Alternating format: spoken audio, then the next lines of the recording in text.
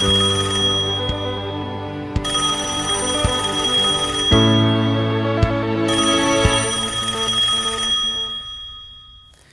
tal? Bienvenidos una vez más a su sección de La Sociedad de la Niebla. En esta ocasión vamos a hacer una reflexión sobre las 3 obras más importantes dentro de la literatura y filosofía distópica.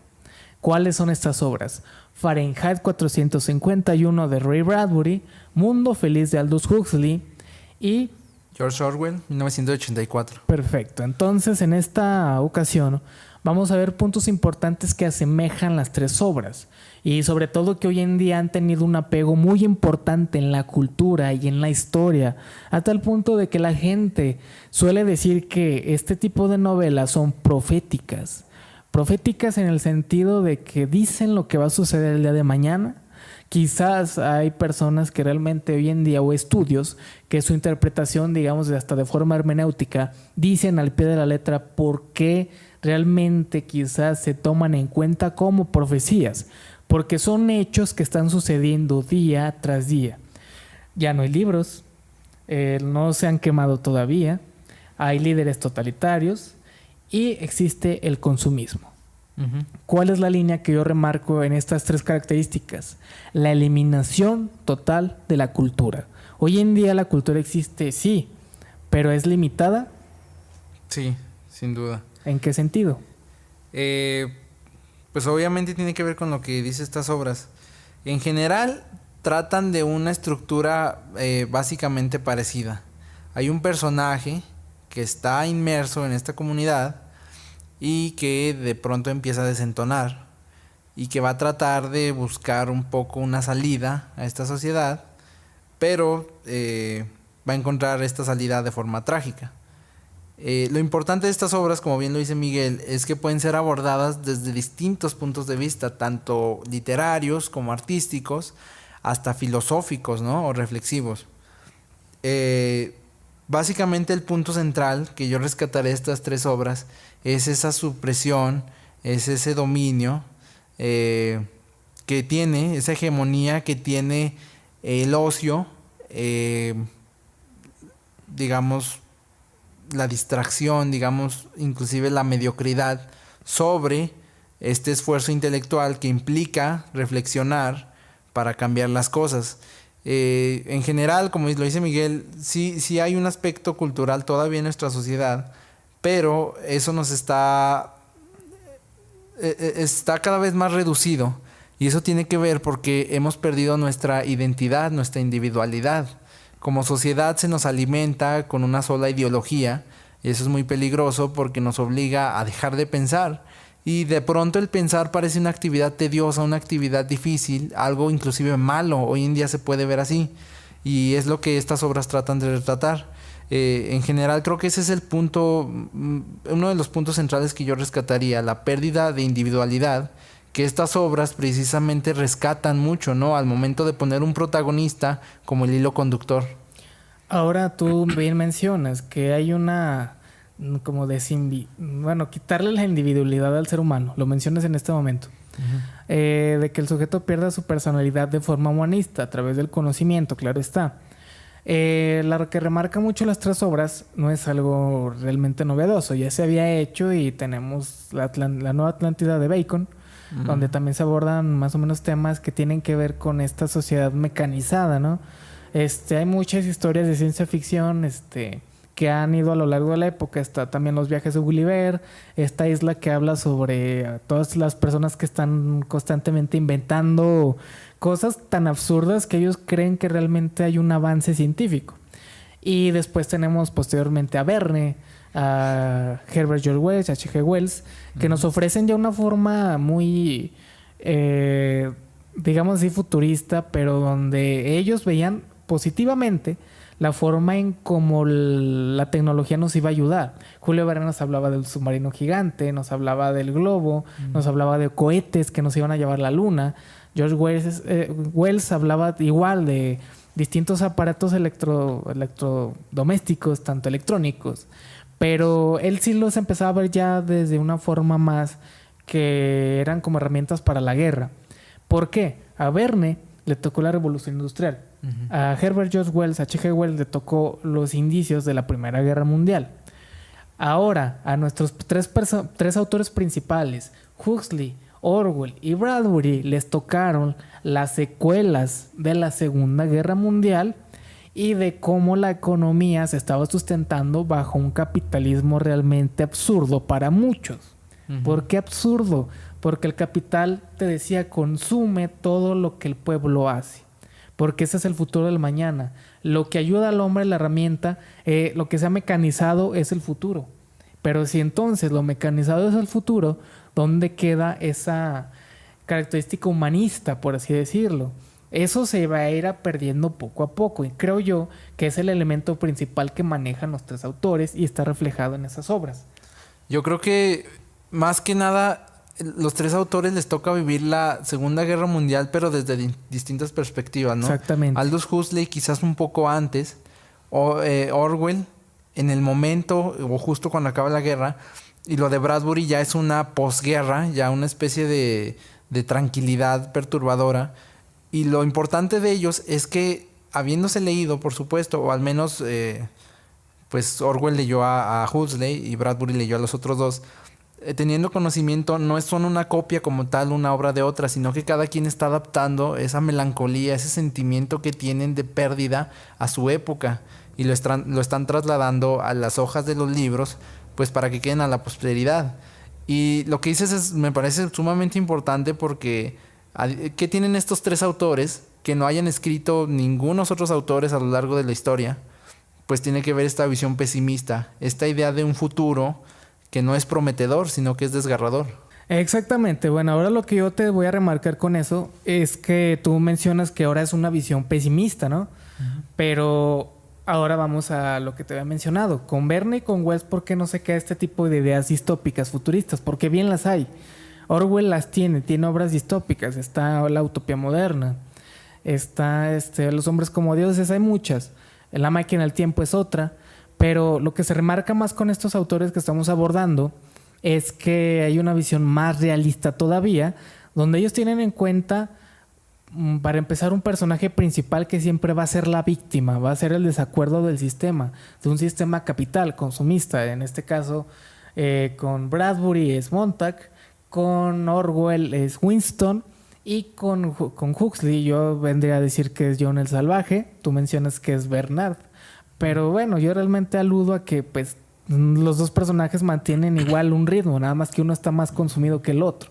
Sencillamente, lo veo de esa forma. Sí, la cuestión ahí es que la obra empieza con el protagonista que es Bernard, que tiene esta idea de salirse de la sociedad.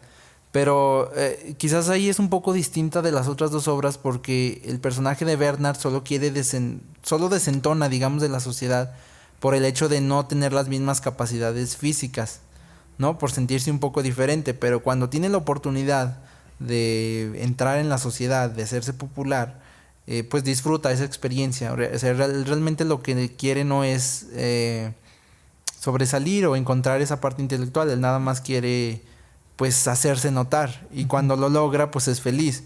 Y en el caso de John el Salvaje se nos introduce precisamente cuando Bernard se vuelve popular y deja de ser importante para la obra, se nos introduce John el Salvaje y él es el que va a tener una parte importante. También le comentaba a Miguel que me parece sumamente importante que en cada obra hay un momento esencial, hay un diálogo, hay un parteaguas donde la novela deja de ser una para convertirse en otra o donde nos pone muy en claro cuál es el punto fundamental. En el caso de Aldous Huxley es esta plática con John el Salvaje y el jefe de esta sociedad que sería Mustafa Mond. En el caso de Orwell es la plática con Winston, con este policía que lo llevaba acechando y luego que lo tortura. Y en el caso de Fahrenheit es Winston y yo pondré ahí con su jefe Beatty. Porque son precisamente esta parte que también sabe, que también tiene conocimiento intelectual, que también ha reflexionado, pero que utiliza esa reflexión a favor del Estado, del sistema, y les hace ver sus errores. Pero nuestros personajes, estos tres personajes principales, sin duda no se dejan abatir por estos comentarios. Esa es una parte. Y por otra parte, y esto es en un sentido más literario, cada uno tiene como una motivación extra, ¿no? En el caso de Bernard, pues era Lenina. y cuando es John el Salvaje es la mamá de John el Salvaje. Sí, En el caso de Winston está Julia, que me parece un romance tremendo escondido en una obra distópica. Y acá en Fahrenheit está la esposa de Winston, pero más allá me parece de Montag, perdón. Pero más que ese personaje me parece que el que realmente motiva a Montag es la chica que se encuentra llamada Clarice. Que por cierto uno tiene una lectura muy amena de Clarice y de repente deja de aparecer. ¿Por qué? Bueno, nos explica la obra más adelante. Digamos que ella fue como el incentivo, ¿no? Así es. Están esos 3 puntos, esas 3 pláticas que parten la obra y que nos hace ver cuál es el verdadero sentido de estas distopías. Ahora ese sentido vamos a buscarlo de forma interpretativa en una línea histórica. Ya lo abordamos, ya lo explicamos. Pero si te das cuenta, existe un autoritarismo en las 3 obras. ¿Cómo es posible esto? Tenemos de forma obvia en el Gran Hermano el simbolismo de autoridad por parte del Big Brother, ¿no? De esta propaganda, y pues bien lo leí alguna vez que era una parodia del mismísimo Stalin. En Huxley tenemos esta forma de consumismo donde la historia dio un giro casi de 360 grados de tener de ser conscientes de que las guerras y todo ello era un problema, pero por ende también las emociones humanas. Entonces había que ser controladas a través de la droga, ¿no? Y del consumismo como tal. En la obra de Fahrenheit 451, creo yo que igual es, como tú lo mencionas, es la posguerra, es una época de tranquilidad igual consumista.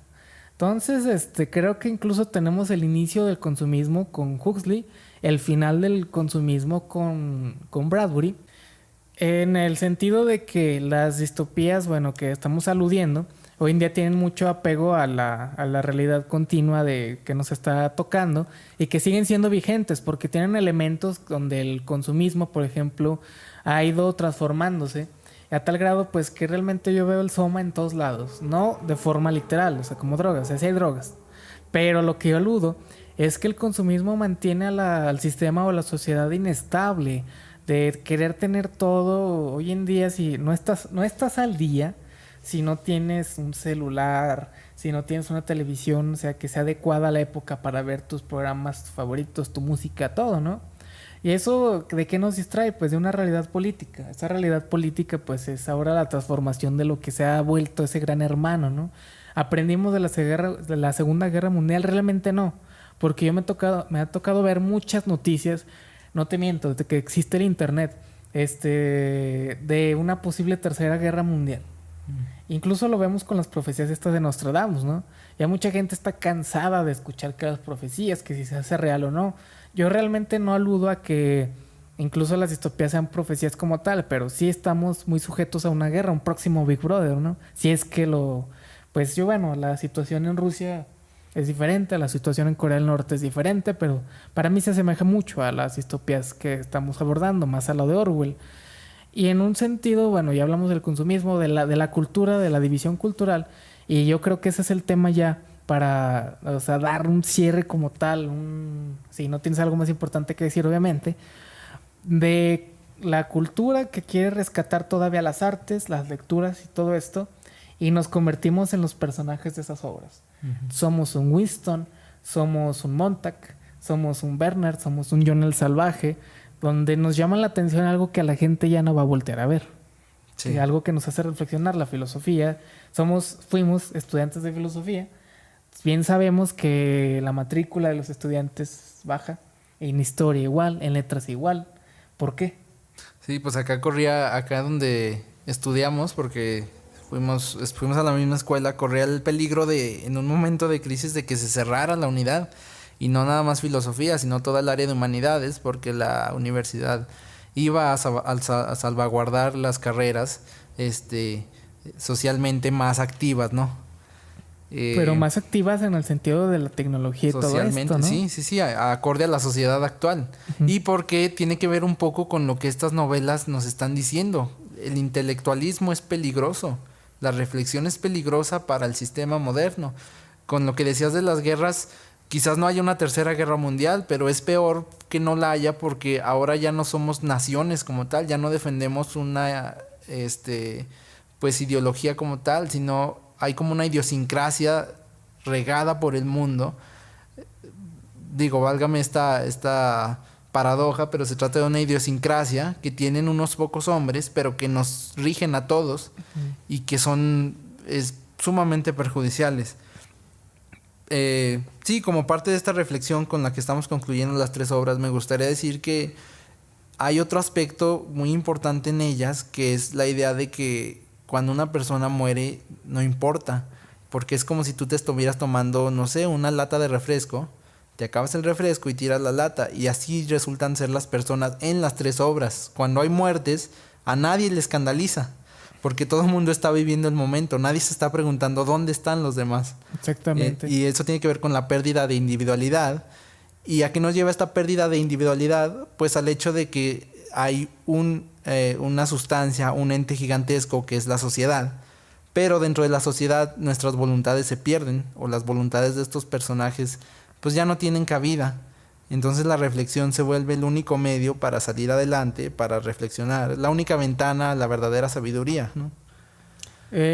Bueno, ahora lo que tú dices, yo veo que es un punto bastante y sumamente de preocuparse para la sociedad actual, porque realmente yo veo que la realidad existente es eliminar la cultura, y nos ha tocado y nos va a seguir tocando como incluso hasta los ingresos del sistema de un capital no van a las humanidades, no van a las artes, y si lo van es para comprometerse a nada más a cumplir con un estándar de somos un país o somos un estado o somos incluso una ciudad que cumple con la cultura, fin. Esa es la premisa, con esa premisa se empieza y se termina.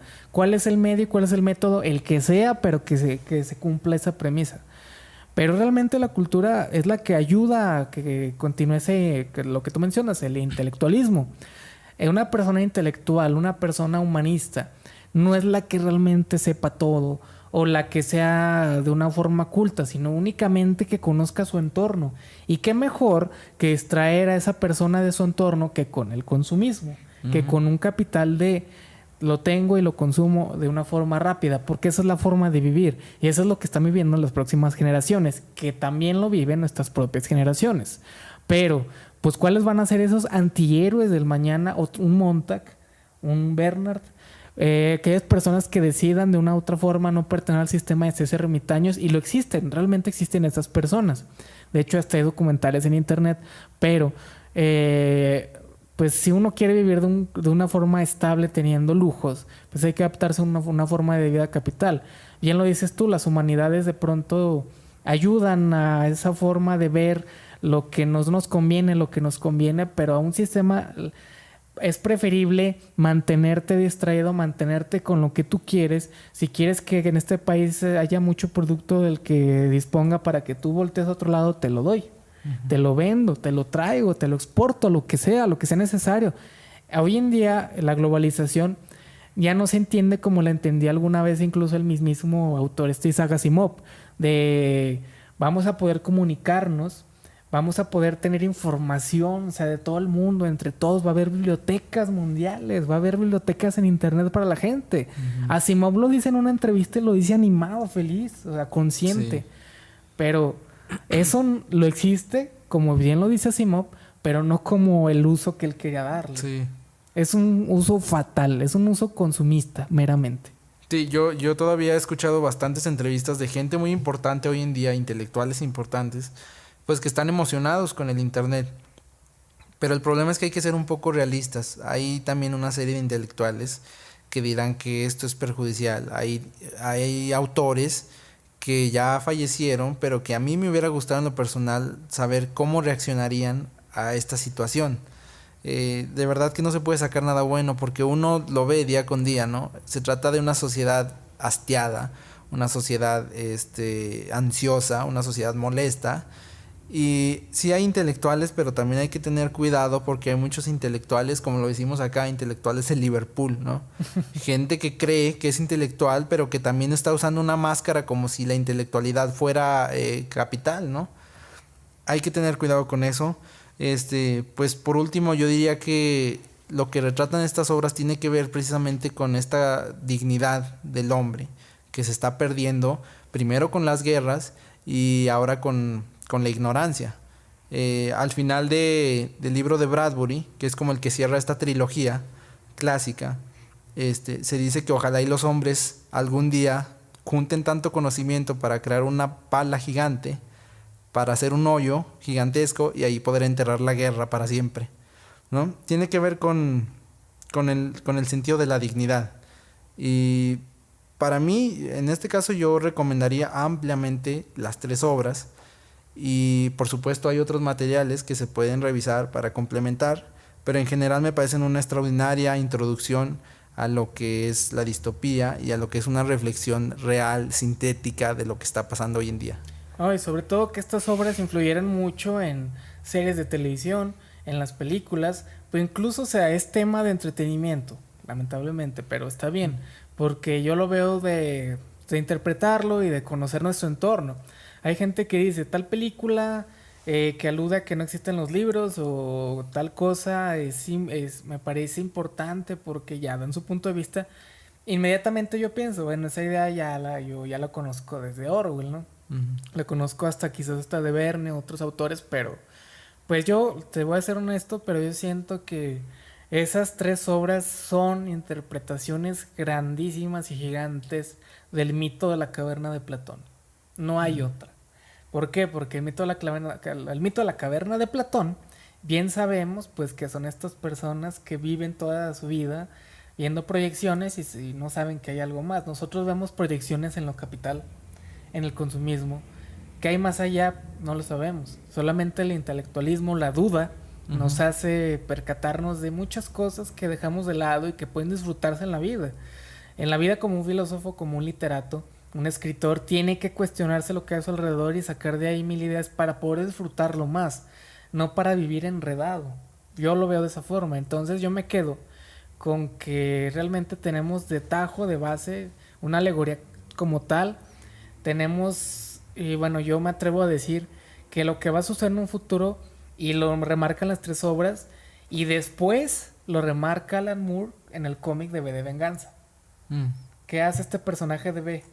No tiene en su casa un montón de libros y de películas y hasta su forma de hablar es como, no sé, como muy docta, ¿no? Muy culto. Pero él no es alguien que está muy orgulloso de ser quien es, sino que bien sabe que eso ya no cabe en la sociedad. Él quiere a lo mejor ser como anarquista, ¿no? Y nada más dar a entender que pues con destruir cosas o ser algo conmemorativo se puede dar un golpe de social, ¿no? Hacia el sistema. Eso pues ya, incluso yo lo diría que es una utopía como tal. La distopía que vive el mismo personaje de B en Alan Moore, igual siento que es un reflejo de lo que es Montag, de lo que es Bernard, de lo que es John el Salvaje, lo que es Winston. Una huida nada más. Una huida del sistema, una huida de esa caverna de Platón, ¿no crees? Así es, sí, se tratan de analogías mucho más centrales, mucho más actualizadas, digamos. Sí. Y no, pues en general creo que la idea de estos libros lo que nos tratan de decir es combatir esta ideología de derecha que ya nos tiene sumamente abatidos, pero no con un golpe de estado ni mucho menos, sino con un despertar propio, ¿no? Un despertar a nivel de conciencia intelectual y tratar de, pues en vez de seguir esta corriente de pesimismo, de ocio, pues algo más profundo, algo que nos permita llegar a concebir la verdadera dignidad de los hombres. Yo termino esto con la siguiente duda, al cual fue mi despertar sobre las distopías, y es la siguiente. Al conocer y querer saber más sobre el tema de las utopías posterior al Renacimiento, con las de Moro, Bacon y Campanella, me doy cuenta que la literatura distópica empieza a disminuir. En el siglo XX ya no existen. ¿Por qué? Y luego empiezan las distópicas, empiezan a subir, empieza Orwell, empieza Bradbury, bueno, empieza Verne, Wells y ya un montón llegan después, llega Isaac Asimov, llega toda la ciencia ficción, un montonal de autores que agarraron esta corriente porque era la más extraordinaria, la más impactante, y la ciencia ficción cobró así una fuerza, un poder descomunal, porque eran temas, o sea, todo lo que hemos mencionado, muy elocuentes, muy realistas, surrealistas de pronto, pero pegados a la realidad. Ahora, la duda es, ¿por qué terminan en el siglo XX? la literatura utópica y por qué comienza la distópica. ¿Qué le hizo al hombre creer que ya no había algo en qué esperanzarse? Con eso termino todo. Así es. Pues dejamos a ustedes la última palabra. Como siempre, los invitamos a que nos hagan saber sus opiniones, sus comentarios, sus sugerencias. Y si no están de acuerdo, pues también bienvenida. Esto se trata de una plática, de un diálogo. Le doy gracias aquí a mi compañero Sergio Alvarado por ser parte de la Sociedad de la Niebla. Y pues bueno, igual invitamos a quien quiera reflexionar. Estamos abiertos a toda cuestión y duda. De eso se trata, como ya bien lo dijo mi compañero. Y muchas gracias.